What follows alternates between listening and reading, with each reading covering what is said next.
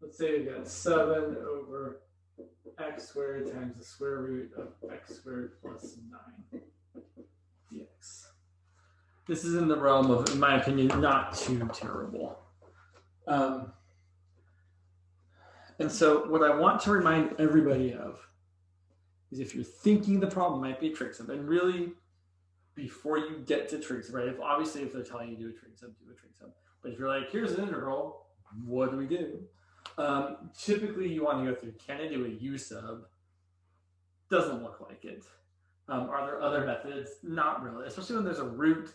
Usually, if you don't do a u sub, it's often you're going to get straight to doing trig sum. So in this case, the thing I was trying to get to, it's taking me forever, is you're trying to make a trig identity happen. You are trying to pick something for x so that the stuff inside the square root becomes a trig identity. And when it's a plus sign, you're always looking for a tangent. I'm going to let x equal 3 tangent theta because x squared plus 9 is going to be, well, if I square this, I'm going to get 9 tangent squared theta plus 9. I can factor out the 9. And tangent squared theta plus 1 is secant squared theta. So that is always my thought process behind how am I trying to pick the right trig substitution. I'm trying to pick the thing that if I plug it in for x, the thing inside the square root is going to be a trigonometric identity. And the only trig identity with a plus in it is the one where it's tangent squared plus 1 equals secant squared. So I also have to find dx, right? The easy mistake to make here is to then go ahead and say, okay, well, this is going to be equal to the integral of 7 over x is 3 tangent theta, so it's going to be 3 tangent theta squared. And we just did the work to figure out that x squared plus 9 is this, is this, is this. And now here's the wrong thing. But it's easy to make that mistake of just pretending like dx magically transforms into d theta. It doesn't. There's something that dx is actually equal to. So we have to find the derivative here. The derivative of 3 tangent theta is 3 secant squared theta. So I'm going to get that dx is 3 secant squared theta d theta. That pen is being d garbage. Okay, so that's what's going to go in for dx. Not just d theta, but all of this. Which I guess I could write up here since I'm kind of out of the room. So my dx gets replaced by 3 times secant squared theta d theta.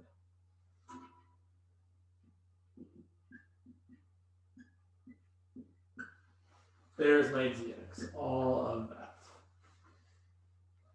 All right, now we got to do our best. So I'm going to go 7 times 3 is 21. And let's say there's secant squared on top. I've got a 9 tangent squared on the bottom. And the square root of 9 secant squared is 3 secant theta. I can cancel a 3 here and a 3 here. The 9 comes out. I can cancel a secant as well. So I'm left with the integral of, let's see, 7 over 9. Secant theta over tangent squared theta. What do we do now? That's a good question. I really don't know the answer. I'm like, what do I do now? There's a couple ways to go typically. One way is to think about trig identities. Yeah, I don't think so. You could try writing tangent squared as, so if it was the reverse of this, if this was tangent squared on top and secant squared on, I should say the reciprocal, not the reverse. If this was flipped over, I would rewrite tangent squared as 1 plus secant squared and then do 1 divided by secant and secant squared divided by secant. That would work out fine. Yeah. But since it's this, I'm probably going to try using sines and cosines. That is usually my first go-to. Yeah. I feel like we did this one last time maybe, or one like it. So secant is 1 over cosine theta. Tangent squared is going to be sine squared over cosine squared theta. And then I can flip and multiply. That's going to be 7/9 integral of 1 over cosine theta times cosine squared theta over sine squared theta d theta. Cancel a cosine. So now I'm left with 7/9 the integral of cosine theta over sine squared theta d theta. And at this point, you could either do a u sub, you could let u equal sine theta. Yeah, let's do it that way. Out of room.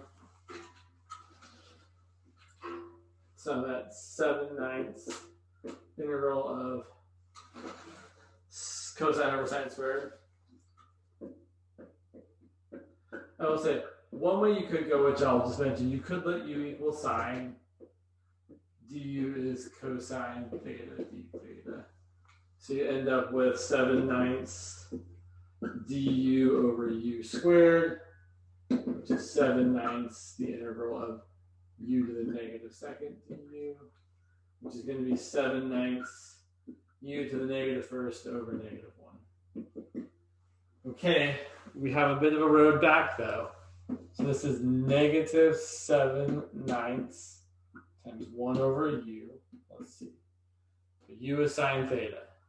This is really negative 7/9 times 1 over sine theta. Let's see. Or if you prefer, negative 7/9 cosecant theta. Let's see. Then we have to go back and say, oh, but we know that tangent of theta, well, actually, we said that x was 3 tangent of theta. So the tangent of theta is x over 3. So triangle time.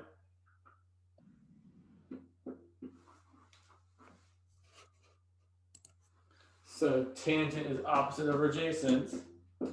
The third side is the square root of x squared plus 3 squared. And cosecant is hypotenuse over opposite. So that's going to be negative 7/9 this over this, square root of x plus 9 over x plus c. Whew. One other thing you could have done here is if instead of doing a u sub here for sine, if you wanted to, you could have written this as 1 over sine times cosine over sine, which is really just cosecant times cotangent, and we know that the integral of cosecant times cotangent is negative cosecant. So it does work that way as well. Is it usually recommended to do trigonometry as the numerator? I'm not sure exactly what you mean by that question, Mariah. Do you mean when I was talking about like this over here? Yeah. Yeah, like I wouldn't replace tangent squared with secant squared plus 1 here because it's not going to make the denominator simpler. But if it was, you're right, if it was in the numerator, then I would have something that I could simplify relatively easily because I'd have secant squared plus 1 over secant, and then I could just divide each thing. So it's okay, yes to your question, because it's usually okay to introduce more terms into the numerator and not like make things worse. Yeah.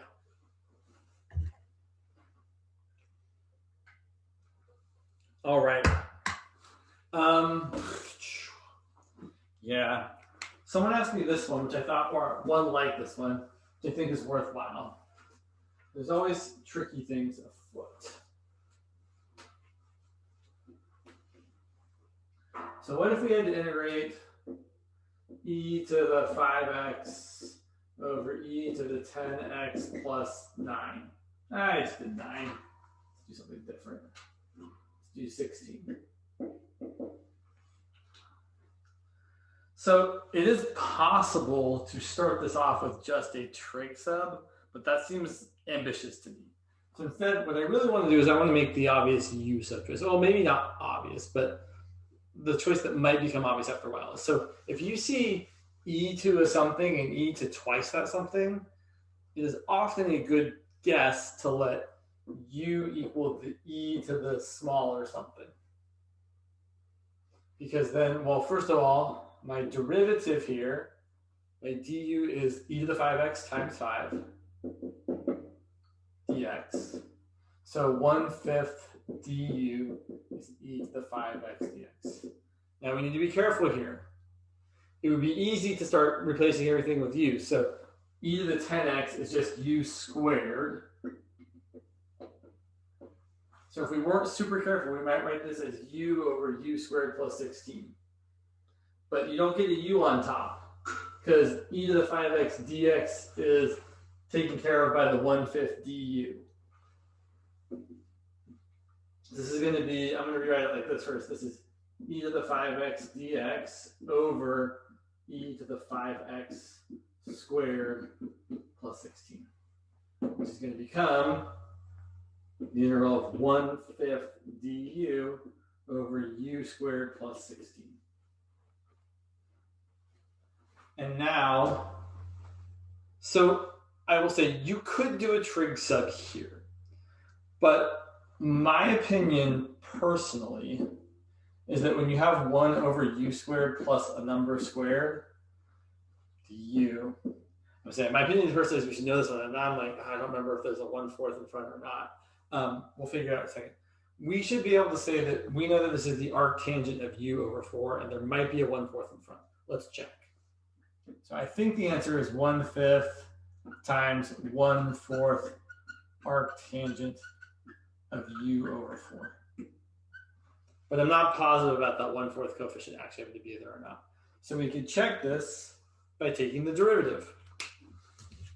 Because I know that the derivative of arctangent of a thing is 1 over 1 plus the thing squared times the derivative of the thing. So let's check.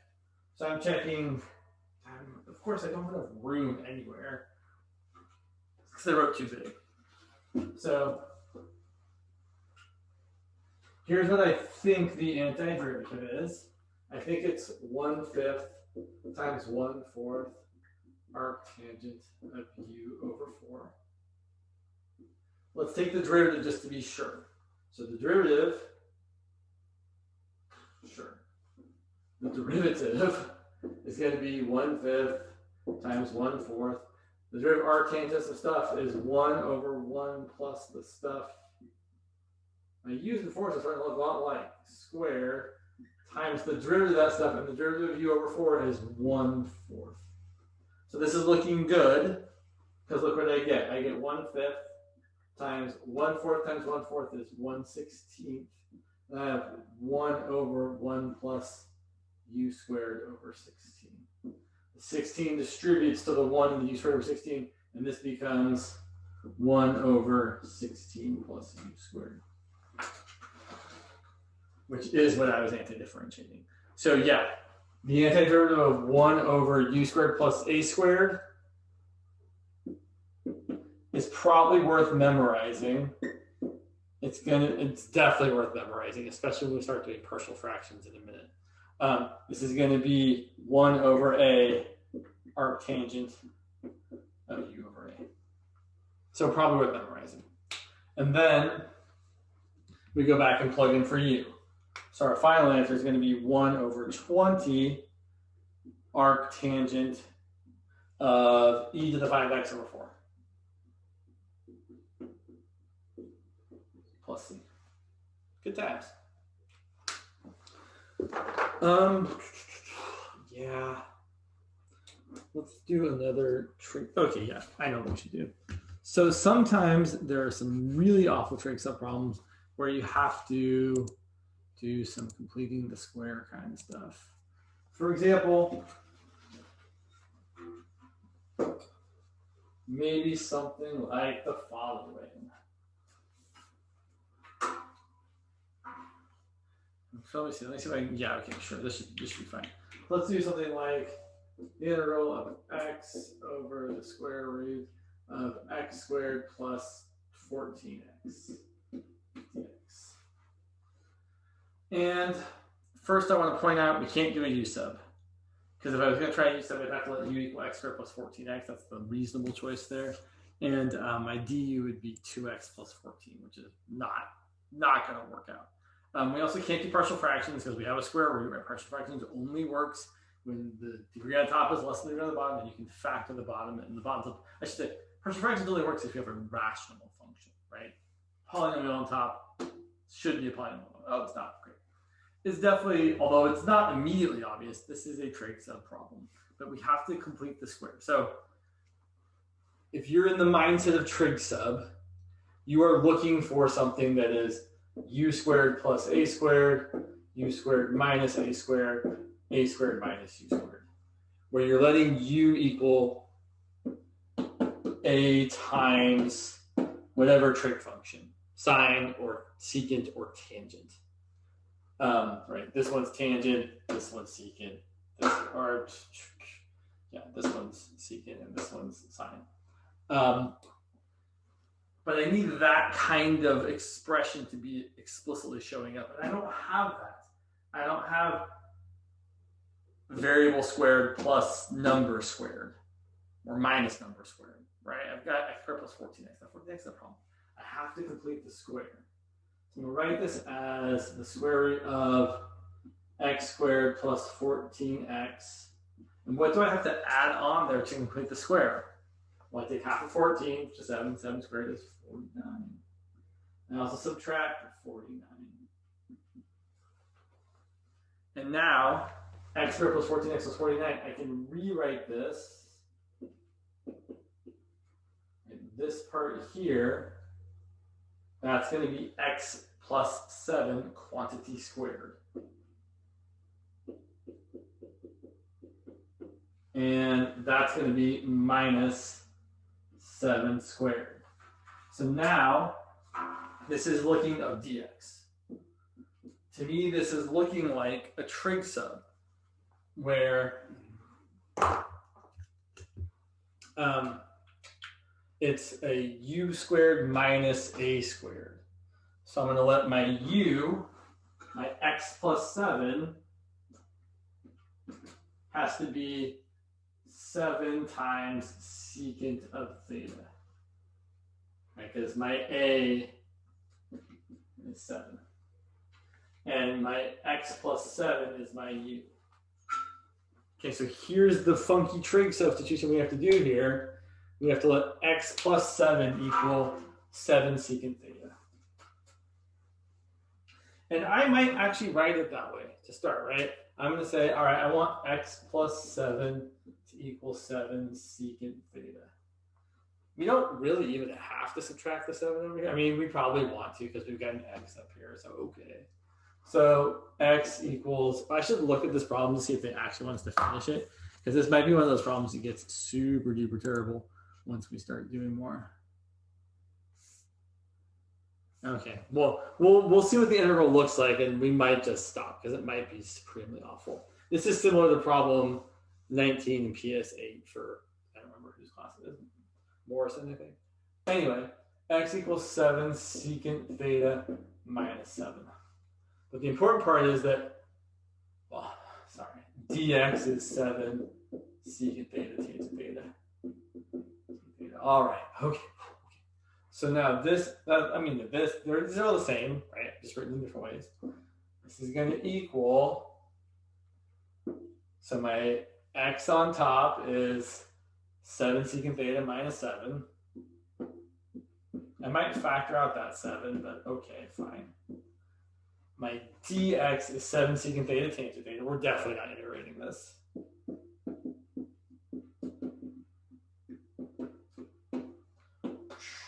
And the denominator is 7 secant theta squared minus 7 squared, square root.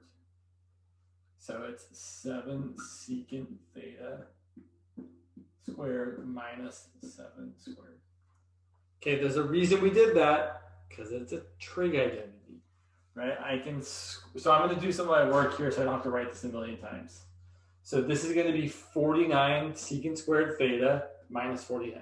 I can factor out the 49. So I'm going to rewrite this. Watch me go.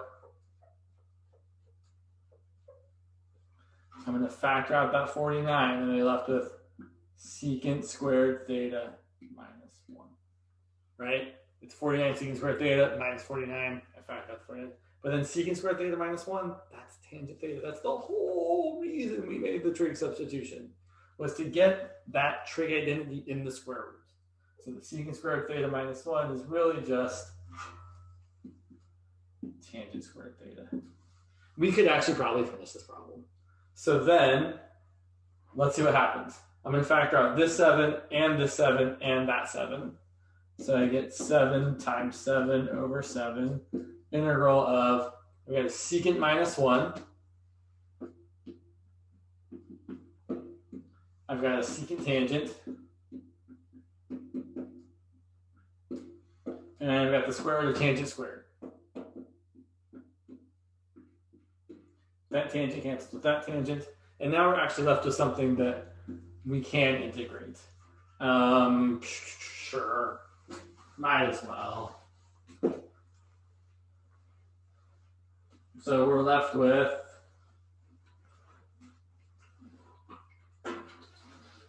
the 7 times the integral of secant minus 1 times secant.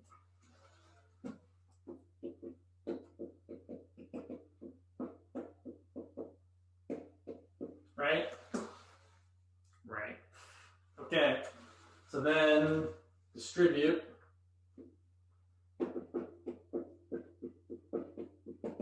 So you get the integral of 7 times the integral of secant squared minus secant, which is actually not terrible. We know the integral of secant squared is tangent.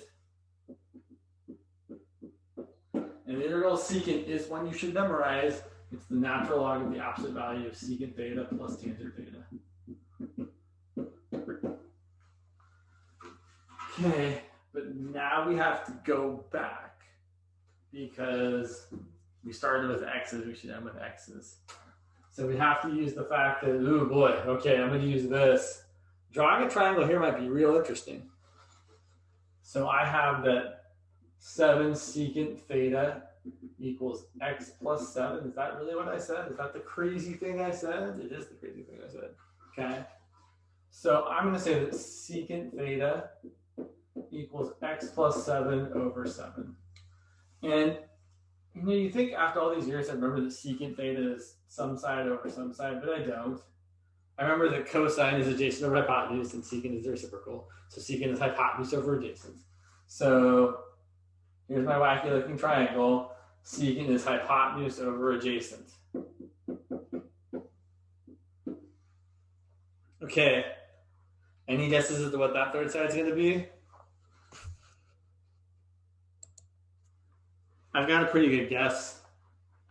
I'm not positive, but I'm going to check. But I'm pretty sure it's going to be that.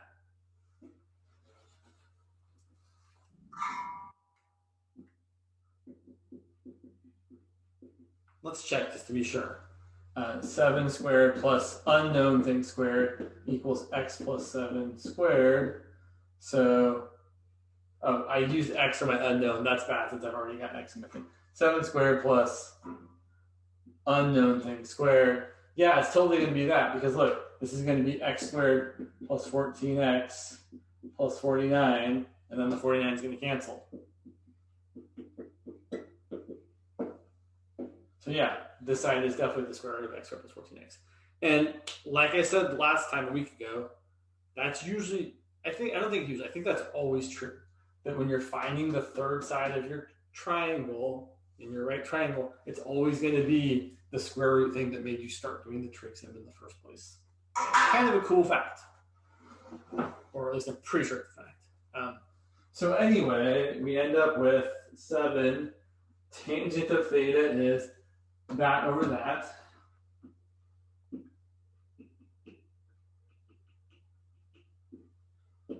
Minus the natural log of secant of theta, we already know is x plus 7 over 7. Plus tangent of theta again, which is the square root of x squared plus 14x over 7. Plus c. Cool. So yeah, we're trig subs. You're looking to make, what should I say here? You're looking to make something squared, some variable squared, maybe some variable plus a number, quantity squared, minus or plus some other number squared.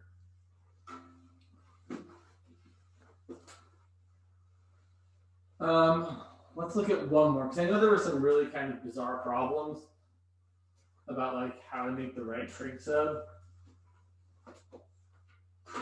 Let's say someone gave us something really, there was a good problem. Let me check one sec. Sorry. I know there were a few kind of nutty ones. No, maybe I missed it. Sorry. There's so many problems. I guess it's that one. That seems, oh, I guess that's not that bonkers. Yeah, okay. So I was, yeah, okay, let's do this one. This is PS8 problem 10 part D. And I'm not going to change the numbers because it's too risky. So let's look at this. It's the integral of x over the square root of, this is some awful numbers, negative 148 minus 6x squared plus 60x. We are definitely not going to, there's a word I'm looking for. We're definitely not going to finish this one. We're just going to find the trig sub. I use theta. Your book uses t for some, or the web work uses t. I guess because it's probably easier to type t than it is to type theta. Wow. Okay, so they're signaling to us here. This problem is telling us you're going to have something minus x squared. So what I'm going to do is I'm going to factor out a minus 6. Yeah, a minus 6? Yeah, a minus 6. I'm going to write this as the integral of x over, I'm worried about this negative 148, but oh well, that's life. Factor out a minus 6, I'm left with an x squared minus 10x. So whenever I'm trying to, if I think I'm trying to complete the square, I really need an x squared without a coefficient, and then whatever the x part is, without, with the same thing factored out. So for x squared minus 10x, I'm going to add 25, right? I'm going to divide negative 10 by 2, which is negative 5, and square, which is 25.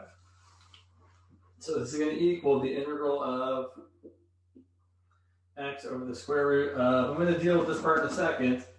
Over here, I'm going to have minus 6 times x squared minus 10x plus 25. Okay, but I really didn't add 25 inside the square root here. What I really actually did was I added a negative 6 times 25, which is a negative 150. So to counterbalance that, since I subtracted 150, I also have to add 150. Are there questions about this? Because this part can be kind of a little tricky sometimes. Hopefully everyone agrees that this and this and this are all the same. They are. All right, so now look what we've got. This is 2. This is negative 6 times x minus 5 quantity squared. Could you repeat what you just said about, yeah, sure. So what I really did here, right? So this part and this part are still the same as they were before, but I added 25 here, but I didn't really add 25 to the whole thing. I really added negative 6 times 25, which is adding negative 150. So to balance out the negative 150 that I added into this integral to the square root, I have to also add a positive 150 to balance out the negative 150 that's right there. Hopefully. Cool, good. So then I'm going to rewrite this as the integral of x over the square root of 2 minus 6 times x minus 5 quantity squared. And now, so now I can see that I'm looking for an a squared minus a u squared. And wow, what do I want to say here? You can go either direction here. You can either do it from here and say, okay, well, a is going to be the square root of 2, right? Because a squared has to be that part. And u is going to be the square root of all this, which is going to be the square root of 6 times x minus 5. So solving for x, sorry, I'm making a dumb mistake. Or I'm not making a mistake so much as I'm not making the trig substitution yet. Ooh, back up, sorry. Yeah, yeah. So I want to say that, okay. I want u to be a sine theta. That's what I'm trying to get to, right? Because I want a squared minus a squared times sine squared theta. So that I can factor out the a squared and have a 1 minus sine squared, which turns into cosine squared. So there are probably other ways to go about this, but I find this to be kind of the most safe way of going, right? I know if I do it this way, I'm thinking about the right thing the whole time. Like, okay, I want a squared minus u squared, and I want u squared to be a sine theta. So I'm saying u is a sine theta, and now I'm going to plug in everything with what actually everything is. So now I'm saying, okay, my a is actually the square root of 2. And my u is actually this gigantic mess square rooted. So my u is actually the square root of 6 times x minus 5. Yeah, I don't love the way I've done this. I'm gonna show you guys I think there's a slightly different thing I could have done that would be better. I'm gonna erase this because I don't really need this anymore. What I think would have been a better choice to make, and it's a very small thing, is just to factor out the 2 from inside here. So I'm going to write this as x over the square root of 2 times 1 minus 3 times x minus 5 squared. So then, I don't need this either. You guys will see what I mean in just a moment here. So then I want that to be my a squared, and this to be my u squared. So that if u is a sine theta, a is 1, and u is, well, u squared is 3 times x minus 5 squared. So u is the square root of all this. So I can then say that u, which is the square root of 3 times x minus 5, equals a times sine theta. Which is really the same as this, right? 1 over the square root of 3 ends up being the same as the square root of 2 over the square root of 6. To me, that just feels a little bit better. In either event, we have to solve for x. I know I'm erasing all the work. Either way, we're going to get x minus 5 equal to 1 over root 3 times sine theta. And finally, x equal to 5 plus 1 over root 3 sine of theta. Or in web work, 1 over root 3, 5 plus 1 over root 3 sine of t. Funky. All right, so trig subs, they do take practice, and they do take, aside from practice, they just take effort, right? Like you have to stick with the problem. It is, even for me, like, and I've done a lot of these, and I really like trig substitution. I still have to work hard at them, right? There is usually a number of steps you're doing to get to the end. Okay, so let us switch gears. Although we might have a trig sub or two pop up depending on how far we get. Yeah, we got 45 minutes. We got plenty of time to talk about partial fractions. So last time we were talking about partial fractions, I think we did like 1 or 2 examples. Maybe not even 1. We didn't do that many examples. So there are kind of like 4 different types of partial fraction things that can happen. And the easiest case is one like this. Where'd you go? Where did you go? Sorry, I'm looking at the wrong thing here. Oh, there you are. Okay. So we would be overjoyed if someone gave us this partial fraction problem. 1 over x squared plus 3x. This is the nicest, the kindest, the gentlest type of partial fractions problem because the bottom factors real easily.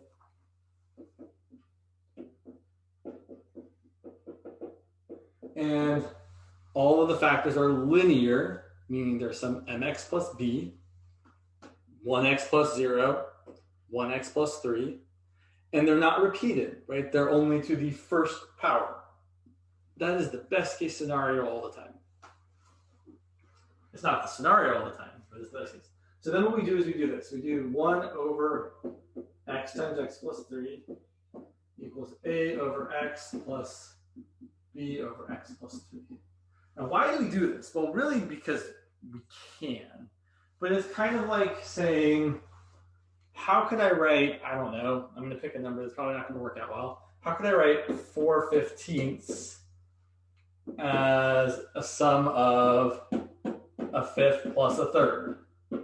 I probably picked a terrible number that's not going to work out very nice. Yeah, we'll see. It's let me see. 2/5, 6. Let's pick 11. All right, so I'm really saying, well, I can break up, right? Because so 15 factors into 5 times 3. So I should be able to write 11/15 as some amount of fifths plus some amount of thirds. And I can. And what I'm going to do is I'm just going to reconstitute my fraction. I'm going to multiply this by 3 over 3. I'm going to multiply this by 5 over 5. Oh, I need another equation here. Like normally we have another equation. It's all right. And so then I can say, oh, look, 11 equals 3a plus 5b. Really, 11/15 equals 3a/15 plus 5b/15. And a potential solution, assuming a and b both have to be positive, would be a equal to 2 and b equal to 1. In this particular example, which was not very far thought out, there might be other possible answers. But the idea here is that, oh yeah, we can take a fraction and write it as fractions with lesser denominators that are added together, as long as those lesser denominators have that denominator as their common denominator. And it is true, right? 2/5 plus 1/3, well, that's 6/15 plus 5/15, which is 11/15. So that's the whole idea, is that we're going to take some fractional thing and write it as 2 fractions with the smaller factors of the denominator so that it's easier to integrate that versus that. Now, the nice thing about this example is that these have to be equal no matter what x is. So I can pick certain values of x to make life easier to figure out what a and b are. So let's take a look. I'm going to, and I'm always going to do this when I'm doing a partial fractions problem, I'm going to multiply both sides by that common denominator. Just like I kind of did in the previous problem where I thought about multiplying both sides by 15. So on the left, I just get the numerator. On the right, I get a over x times x plus 3. The x's cancel, and I get a times x plus 3. And I get b over x plus 3 times x plus 3, and I get b times x. Okay, so then this is where if you only have linear factors that are raised to the first power, you get to do the easy thing where you get to just choose words. You get to choose convenient values of x. Values of x that make almost everything 0. If x is 0, this term goes away. And you get 1 equal to a times 3. So a equals 1/3. If x is -3, we get 1 equal to 0 plus b times -3. So b equals -1/3. And it is true that 1/3 over x minus 1/3 over x plus 3 is in fact equal to 1 over x times x plus 3. How do we know? You can multiply this by x plus 3 over x plus 3 and this by x over x 5. Let's do it. Let's just actually see that the partial fraction decomposition really is what we say it is. If I multiply this by x plus 3 over x, x plus 3 over x plus 3. And I multiply this by x over x. Let's see what I've got. I've got 1/3 times x plus 1/3 times 3. It's 1.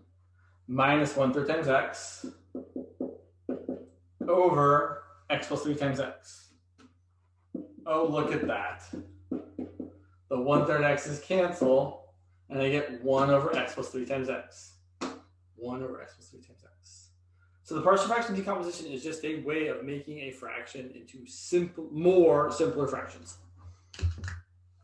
Because now, instead of integrating 1 over x times x plus 3, I'm going to integrate 1/3 over x minus 1/3 over x plus 3.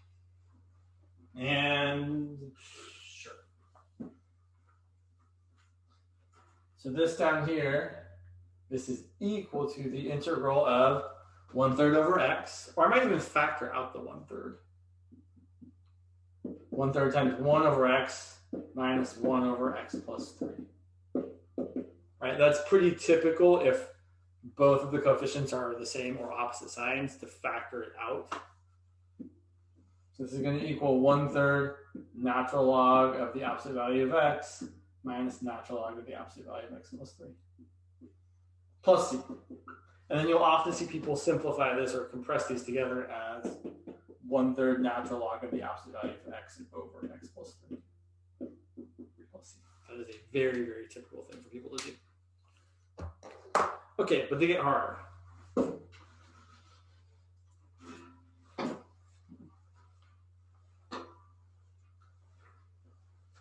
And the two typical varieties of getting harder are, one, you have repeated linear factors.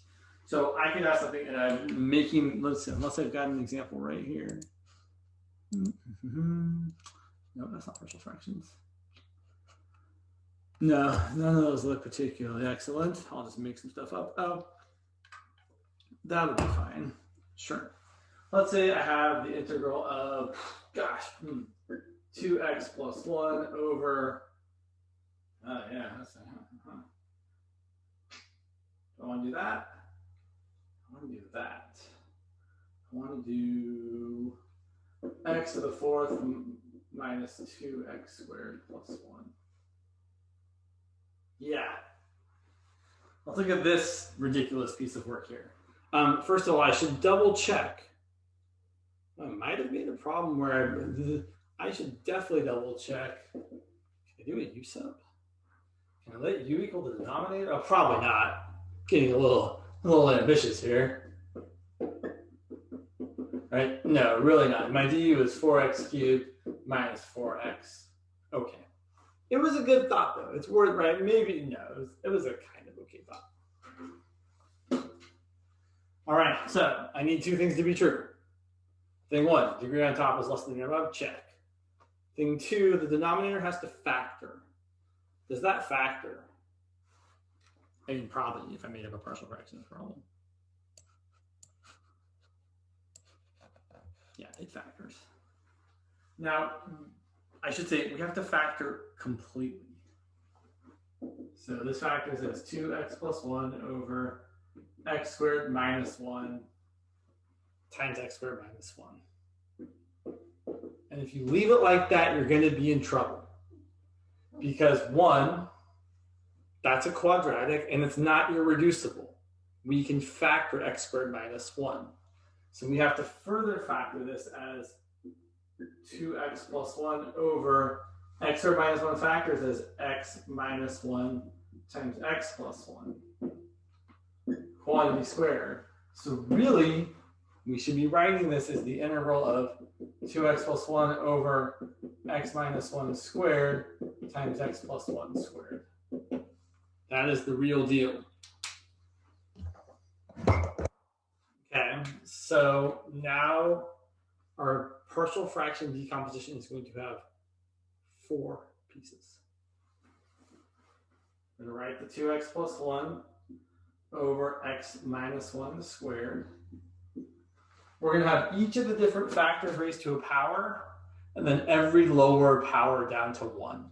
So I have to have, oops, I mean the dx there, that's smart. So I'm going to have, I usually write it in powers ascending, but whatever. I'm going to have a over x minus 1 squared, and then every lower power. So b over x minus 1. And then I'm going to have c over x plus 1 squared, and then every lower power.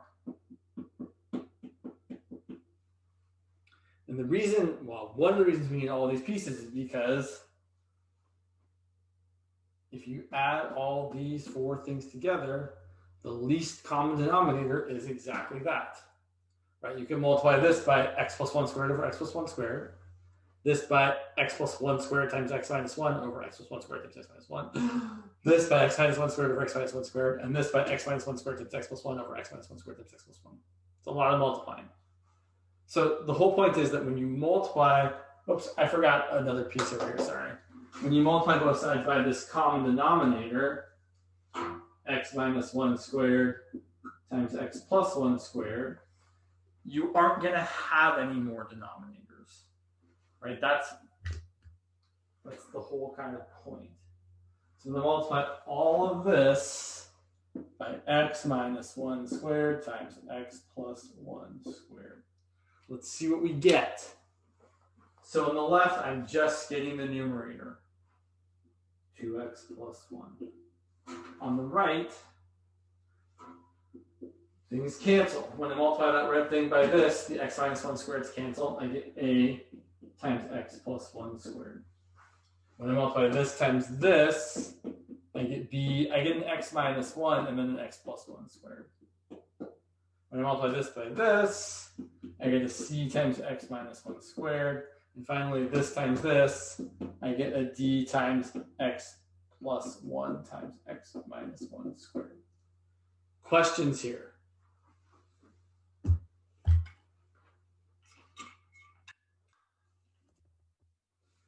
And I will say, I don't usually multiply this out any further. This problem actually you might want to, but I don't really want to. Anyway, we'll come back to that. So we'll continue on. So let's pick some convenient values. So when you have repeated linear factors, you're still going to get some convenient values, but you're not going to get enough. So I'm still going to pick x equal to 1, because x equal to 1 is going to make a lot of things go away. On the left, I'm going to get 2 times 1 plus 1. On the right, I'm going to get a times 2 squared. And that's it, because everything else is going to be 0. So a is going to equal 3 over 4. And then I'm going to pick x equal to negative 1. If I look at negative 1, I get 2 times negative 1 plus 1, which is negative 1, equal to, that's 0, that's 0, that's 0, but this is not 0. That's going to be c times negative 2 squared, which is c times 4. So c is going to be negative 1/4.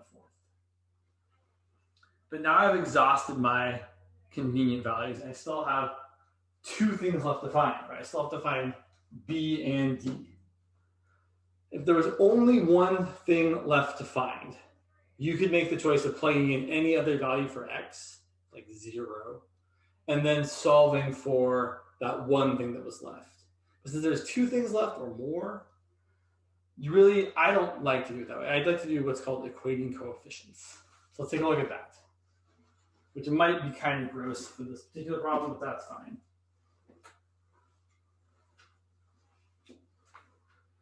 So the thing to remember about this thing that I've written, 2x plus 1 equals a times x plus 1 squared plus b times x minus 1 times x plus 1 squared plus c times x minus 1 squared plus d times x plus 1 times x minus 1 squared, right? Right. The thing to remember is that these are polynomials, right? A, B, C, and D are just constants that we're trying to solve for. But these are both polynomials. And the only way for polynomials to be equal to each other is for the coefficients of the corresponding powers to be equal to each other. Meaning, since there's nothing higher than x to the first on the left, there can't be anything higher than x to the first on the right. So if I multiplied out the right-hand side, I think the highest power of x would be x to the third, right? I get an x to the third here, I get an x to the third here. I don't have any x to the third on the left. So I'm going to equate the coefficients for x to the third. So, okay, on the left, there's 0x to the third. On the right, let's see. If I multiply it out, I know that this is going to be b times x minus 1 times x squared plus 2x plus 1. I'm going to get a b times x cubed.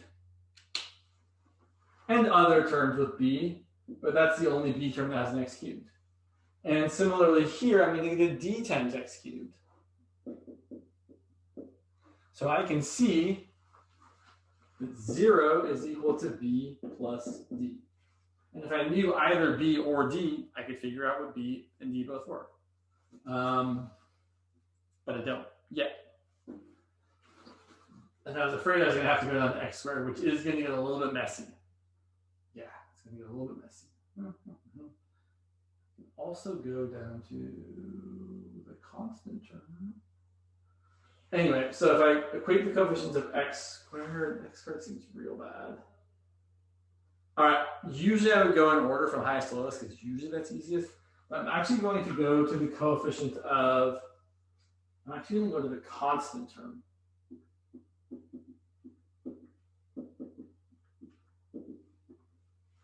So make sure you're following because this is important. On the left-hand side, the constant term is 1.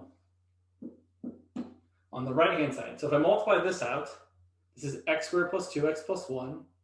And the only thing that's constant is the 1 times the a. Here, I do get a constant term as well. So if I multiply this out, it's kind of messy. Right? X minus 1 times x squared plus 2x plus 1. If I multiply out that polynomial, ignoring the b for a second, the only constant term part is a negative 1. So I'm going to get a b times a negative 1. Here I'm going to get a c times a 1, right? Because it's x squared minus 2x plus 1. And here I'm going to get a d times a 1, because it's x plus 1 times x squared minus 2x plus 1. Okay, well, I already know what a and c are. A and c are 3/4 and negative 1/4. So I can say that 1 is equal to 3/4 minus b plus c, c was negative 1/4 plus d. And now I've got 2 equations and 2 unknowns, and I can solve for one of them. Let's say that d is equal to negative b, or negative b is equal to d. So I can say that 1 is equal to 3/4 minus 1/4 is 2/4. I know that's 1/2. And then negative b is equal to d. So subtract 1/2. 1/2 equals 2d. D equals 1/4. And b equals negative d. So b equals negative 1/4. So that is what I prefer to do. It's called equating coefficients. And it makes it so you don't have to multiply the whole thing out. You start plugging in random values of x. Okay, let's go back and actually find the answer. Because right, once you finish the partial fraction decomposition, then you have to go back to the problem and actually do the integral. Okay, so we got d is negative 1/4, d is 1/4. All right. So we're integrating this. Yeah, I'm going to erase this because it's kind of a mess. The good part is the integral shouldn't be too terrible. So we're integrating 3/4 over x minus 1 squared plus b, which was negative 1/4, over x minus 1 plus c, which is negative 1/4, over x plus 1 squared plus d, which is positive 1/4, over x plus 1. Okay, now this is where you want to be not having to take forever. This is x minus 1 to the negative second. Its integral is x minus 1 to the negative first divided by negative 1. So this is going to be 3/4 x minus 1 to the negative 1 over negative 1. This is going to be 1/4 natural log of the absolute value of x minus 1. This is x plus 1 to the negative second. Its integral is going to be x plus 1 to the negative first divided by negative 1. This is going to be 1/4 natural log of the absolute value of x plus 1. It's not pretty, but it is a thing that we do. So repeated linear factors, you have to have a partial fraction decomposition piece for every lower power up to the highest power of that repeated factor. You might want to rewrite this, right? I would probably feel almost compelled. I would probably want to rewrite this as -3/4 times x minus 1 minus, I'd probably actually combine this with this as 1/4 natural log of x plus 1 divided by x minus 1. And then this would be plus 1/4 times x plus 1. That would be, I would not be surprised if someone was doing this and wrote the solutions in a book, but this would be how they wrote the answer because it's just typical. Yeah, gross. All right, just 10. Let's do another one.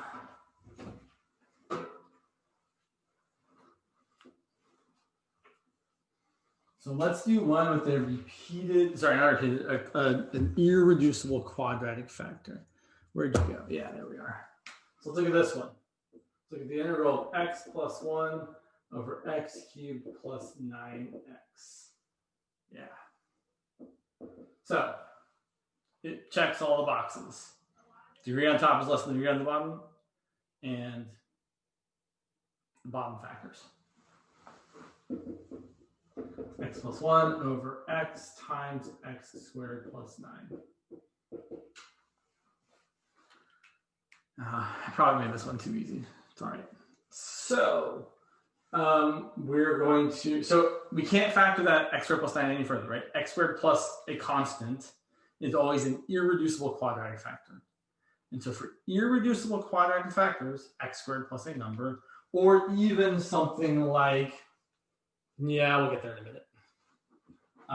There are, so yeah, we'll get there in a minute. So I'm going to write the decomposition this way. That's going to be a over x plus, you can't just have b over x squared plus 9. It's not going to work. In fact, let me just show you why I write this. So this is wrong. Don't copy this down, or if you do, be prepared to fix it. Right? If I multiply this by x squared plus 9 over x squared plus 9, and this by x over x, look what I get. I get a times x squared plus 9. Okay. So ax squared plus 9a, and then get b times x over x times x squared plus 9. Okay, now here's what has to happen. This top part here has to equal that top part there. So let's see, bx has to equal x. So x has to equal 1. There's no x squared, so a has to be 0. But there's a constant term, 9a has to equal 1. So a has to equal 1/9. And hopefully at this point you can all see the problem. A has to be 0 and a has to be 1/9 for these to be equal. That can't be true. So the reason an irreducible quadratic factor needs the bx plus c part is because otherwise it just doesn't work, right? You can't actually make the fractions equal each other all the time. So what we actually need, anytime we have x squared plus a constant, or more generally an irreducible quadratic factor, meaning a quadratic that doesn't have any x-intercepts. Right? X squared plus 9, if you graph it, it's way above the x-axis. There are other more complicated quadratics that are also irreducible. Like, I'm trying to think of one, like for example, if you had something crazy like the integral of 2x plus 3 over x squared times, sure. x squared plus 3x plus 5. This is also irreducible, right? This does not have any x-intercepts. So something like this, you would also have, if you're doing, right, so the partial fraction decomposition here would be a over x plus b over x squared, right? Because you have to have all the powers for x squared. And then cx plus d over x squared plus 3x plus 5. Should be kind of crazy. Maybe we'll come back to that. Probably not, though, because it's probably awful. So we need this.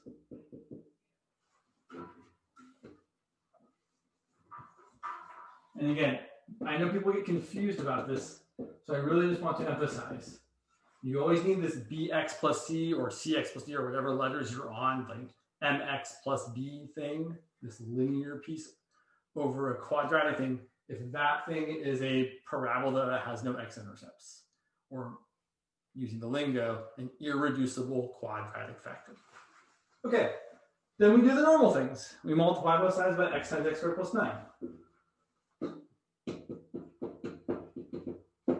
Okay, so I get x plus 1 on the left, and I get a times x squared plus 9 because the x's cancel.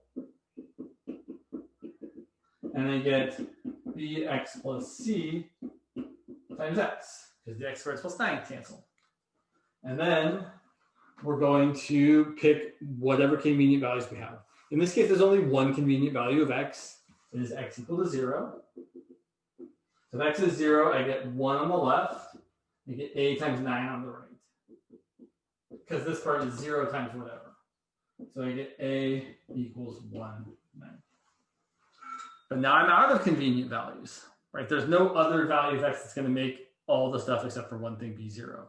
So you can either do the thing where you pick other values of x, not my favorite, or you can do the nice thing, my favorite, where you equate coefficients. And in this problem, it's going to be way easier than the previous problem. So let's do that.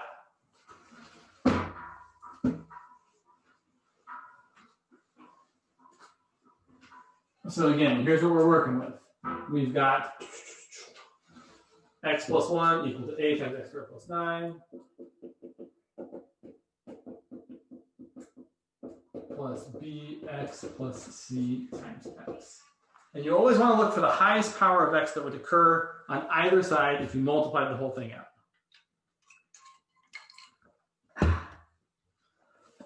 Which in this case would be x squared. At least I think you want to look for x squared, the highest power first. Usually I look for the highest power first because there's usually the least amount of terms with that power, so it's often easy to figure out what things are. So on the left, I got none of them. And usually if you pick the highest power, you should have none of them on the left because typically the highest power over here isn't the same as the highest power over there. On the right, if I multiplied both of these out, I would have an a times an x squared and have a b times an x squared because bx times x is bx squared. I would not have a c times an x squared, have a c times x. So I can see that 0 is equal to a plus b. But I know that a is 1/9. So b must equal negative 1/9. Boom. Let's go down to the next highest power, x.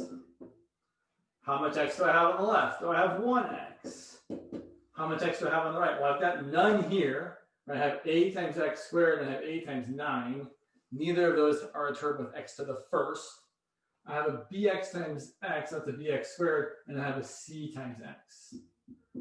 Well, that's super easy. C is equal to 1. 1 and done. All right, so we did it. That's our partial fraction decomposition. Although we're not done. So now we're going to be integrating a over x plus bx plus c over x squared plus 9. So bx plus c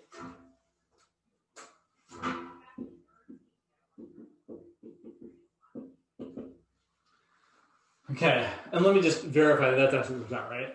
It was, in fact, a over x plus bx plus c over x. Cool. Okay, and it was 1. All right. So So here's what's always true. If you have a bx plus c or an irreducible quadratic factor, you're always going to have to break that up into two separate fractions.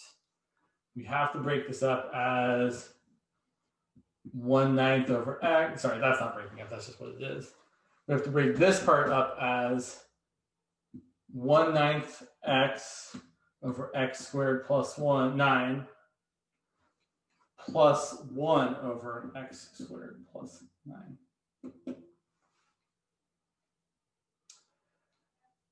For this one, we know the integral of 1 over x squared plus 9.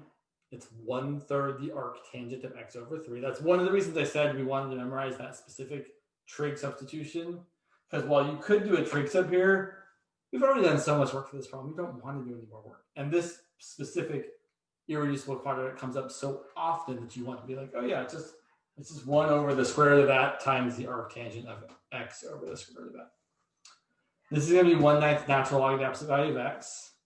And this here is going to require a u substitution. So here's what we're looking at. We're looking at 1/9 the natural log of the absolute value of x plus 1/3 the arctangent of x over 3. Right, that's the integral of this part and this part. And then we still have to do the integral of x over x squared plus 9.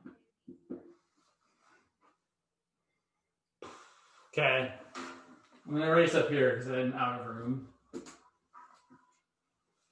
So for this integral here, it's a really straightforward u substitution. You let u equal the denominator. U is x squared plus 9. Du is 2x dx. 1/2 du is x dx.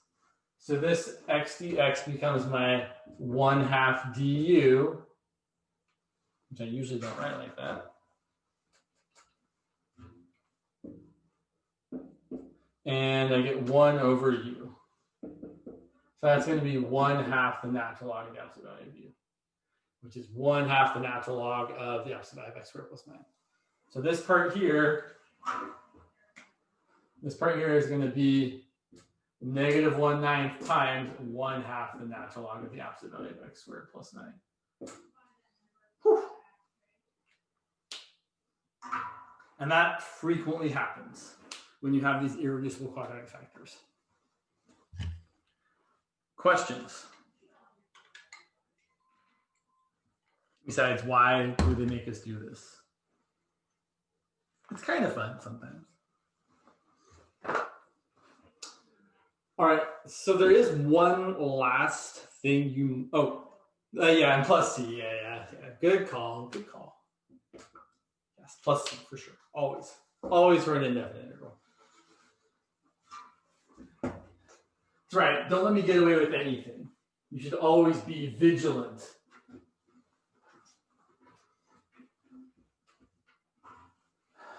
Okay. Let's see. I feel like, I know what I want to do. Yeah. Sorry, 1 second here. Yeah. So sometimes, let me look here. I don't want to do that one though.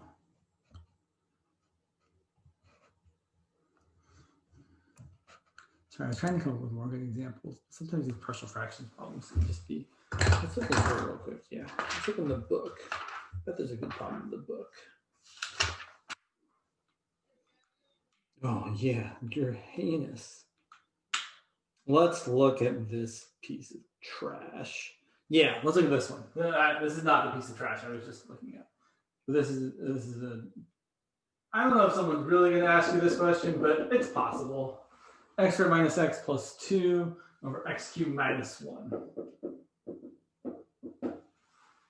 Okay, does it meet the criteria for a partial fraction decomposition? It sure does. Degree is less than that, and the bottom does factor. How does the bottom factor? It's a good question. The bottom factor is x minus 1 times x squared plus x plus 1. irreducible quadratic factor.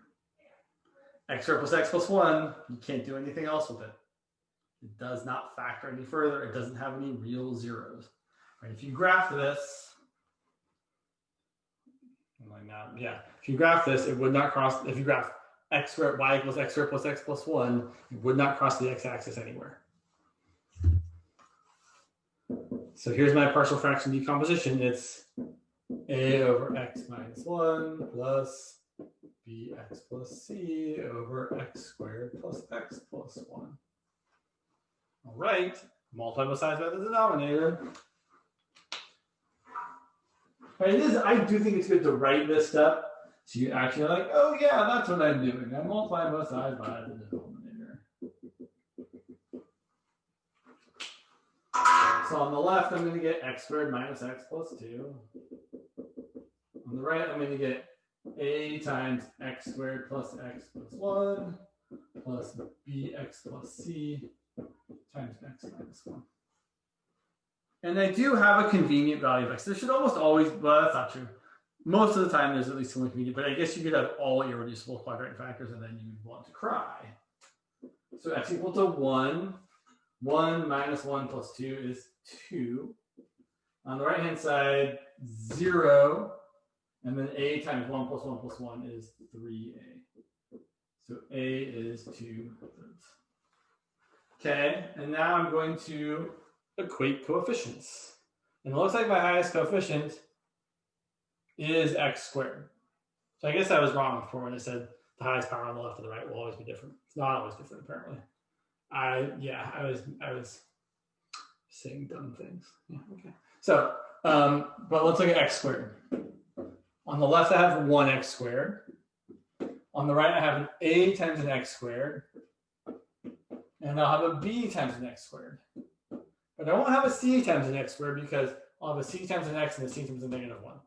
But you can multiply this out if you want to make your life easier. In fact, some people multiply it out and collect coefficients. So some people are like, all right, I'm going to have ax squared plus ax plus 1, and then I'm going to have a bx squared plus cx minus bx minus c. And they're like, oh, I really got x squared times a plus b, and x times a plus c minus b, and 1 minus c. Right? You can do that if you want. To me, it's mostly too time consuming to want to do it. But let's look at the x coefficient. So the x coefficient on the left is -1. On the right is a. I mean, I know it's up here, but okay. And then I'm going to have a bx times a -1, so a negative b, and a c times an x, so a positive c. And since I know that a is 2/3, I didn't find it for this b. Since a is 2/3, b is 1/3. And then I can figure out what c is. So -1 equals 2/3 minus 1/3 plus c. That's 1/3. Subtract 1/3. C is going to be -4/3. So let's go back and throw that into this partial fraction decomposition here.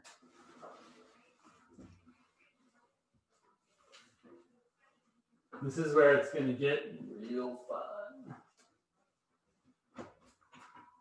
Okay.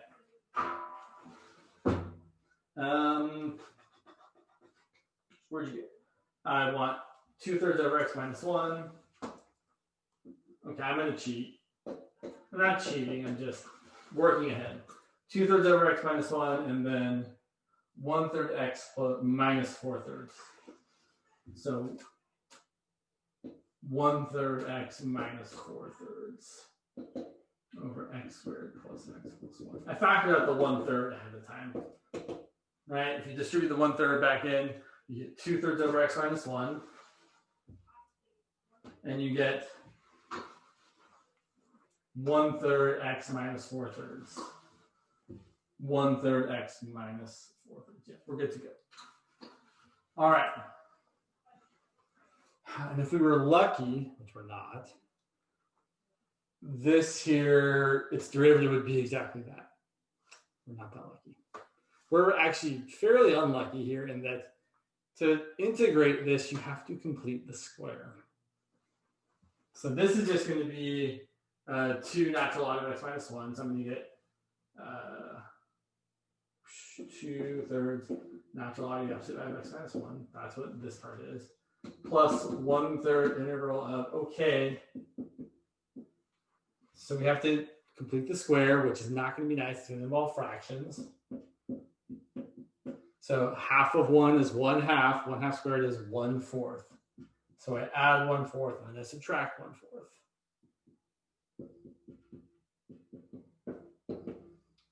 Okay, this here, that's your x plus 1/2 quantity squared. This is going to be 2/3 natural log of x minus 1 plus 1/3 integral of x minus 4 over x plus 1/2 squared plus 3/4.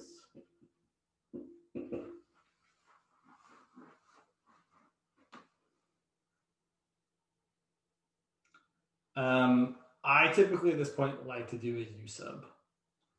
I'm going to let u equal, I'm going to let u equal x plus 1/2.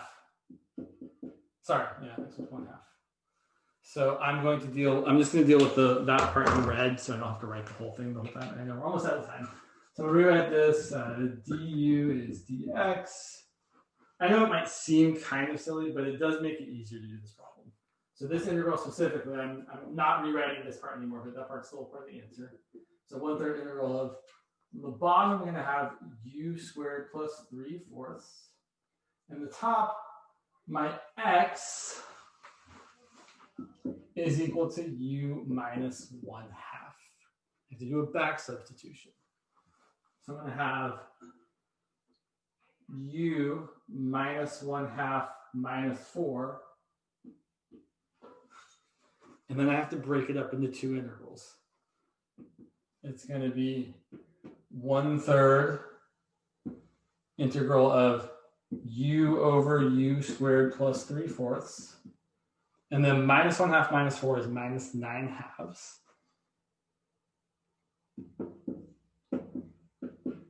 So it's minus 9/2 over u squared plus 3/4.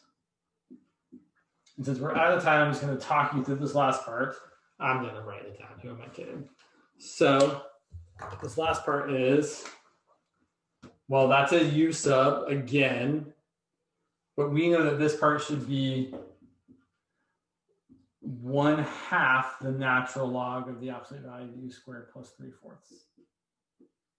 Right, because the natural log of this, the derivative is 1 over u squared plus 3/4 times 2u. The 2 and the 2 cancel. U. This here is your 1/3 times negative 9/2. 1 over, geez, this is a terrible problem. 1 over the square root of 3/4 times the arc tangent of u over the square root of 3/4. This is a real gross problem, but it is a problem I've definitely seen asked before. And then finally, you would have to go back and plug in the fact that u is equal to x plus 1/2. So you get x plus 1/2 squared plus 3/4, which is really just this, which is really just this, which is really just x squared plus x plus 1. So this is really 1/6 the natural log of x squared plus x plus 1 times this gigantic garbage over here. All right.